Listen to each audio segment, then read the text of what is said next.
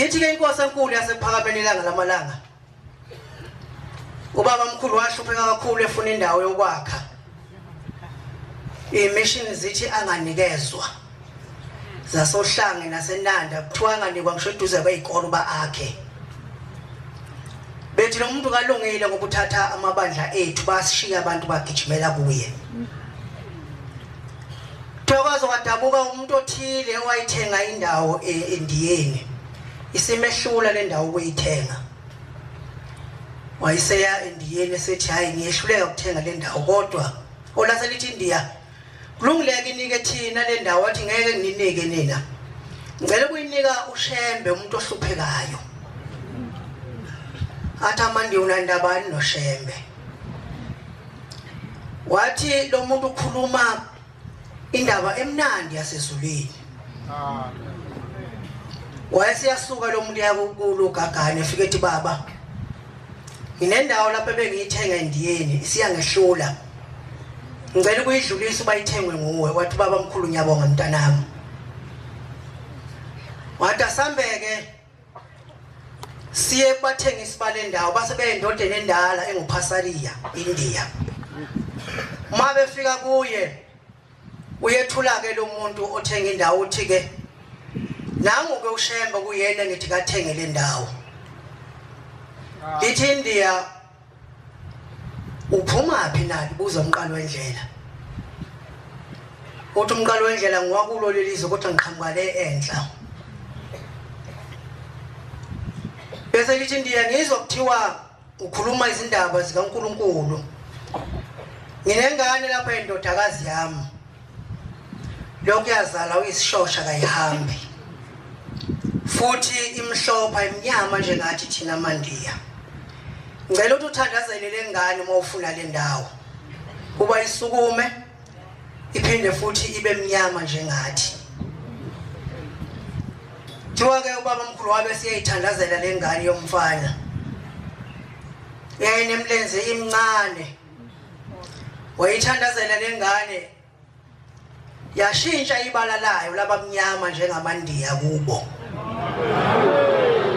Yaphinda futhi yakwazi nokusukuma ibambelele edolweni noma ihambe ngobhoko. Wayese kubaba omkhulu uyayithola indawo yokwakha umuzi wasephakameni. Uma ungayibuza ukuthi nguphi umunye owake washintsha ibala lomuntu esewazalwa laba yilokhu abazali bakafisa libe yikho. Ngoba sinoNkulunkulu emhlabeni maNazaretha. Ithi ke inkosi ilanga ubaba mkhulu kwakunencwadi wayithanda kakhulu eBhayibhelini. Uthi ngoba yayikhuluma nathi maNazaretha. Le ncwadi isencwadini yezikronike zokuqala. Isahluko 28 verse 9. Efundeka kanje. Wena Solomon indodana yami yazi uThixo kayihlo umkhonze ngenhliziyo epheleleyo nangomphefumulo ovumayo ngokuba uJehova uhlolisisa izinhliziyo zonke wazi zonke izizindlo zemicabango uma umfuna uyakumfumana uma umdela uyokulahla inguna phakade.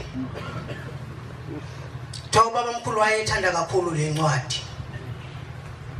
Ithi ke inkosi kwahamba isikhathi. Ubaba mkhulu sefike insuku zokuba isezolishintsha ibhanje. Uthi kwathi kuJanuary ka1934 ithi ngangithanda kuye entabeni kusho inkosi la kodwa ubaba wangenqabela wathi ngoba kade ugana wena ngayizolo awukwazi ukuya entabeni. Kanti ubaba mkhulu sabe ukuthi uzawuza ukuthi uyavalelisa entabeni. Bese yadabuka umntanakhe. Uthi ke kwahamba uyaphuma inhlangano. Yathi mayifike eintuthwaneni.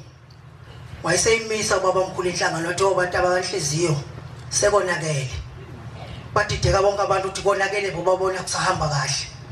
Wayesethi ephakameni khona ingilozi esingayitshelanga ukuthi umhlangano uyaphuma. Wabe sethunyelwa ithumela ezimbili bazigijimeza ephakameni. Zathi mayifike ephakameni zafike zathatha umntwana wayemncane enenyanga ezisishagalolunye ezelwe. zabuya naye. Kuthiwa inkosi yamthatha lo mntwana yamgona, siyaxolisa isiphume singasakutshela umhlangano uyaphuma. Siyaqhubeka siye entabeni. Ngasithunywa sesimphendisela umntwana emuva ephakameni. Lo mntwana kwakuthengo lwaJehova, uthengo lokubathiya.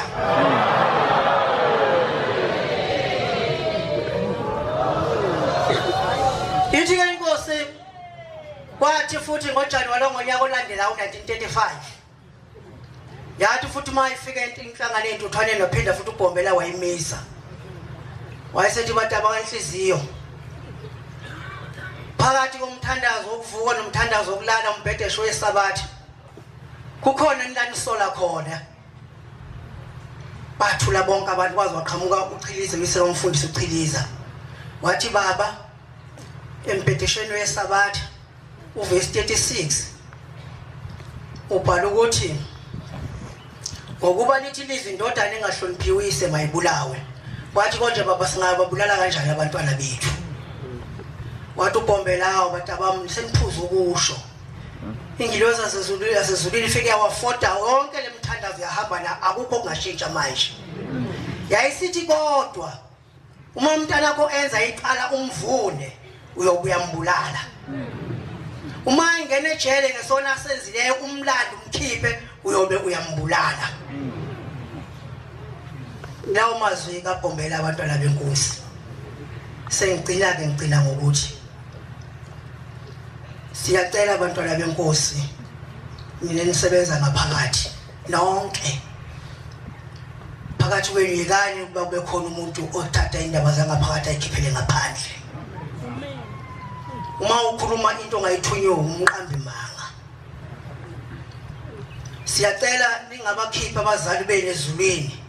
Nilapha nje banethembile kodwa manithatha izindaba zangaphakathi nithi tshene thina ngaphandle nithi asenzeni ngazo. Zinidinga kangakanani ngoba kwenu kwenza lo msebenzi uthunywe kuphela. Bengithenza ubamfishana uhlonipha izwi lenkosi.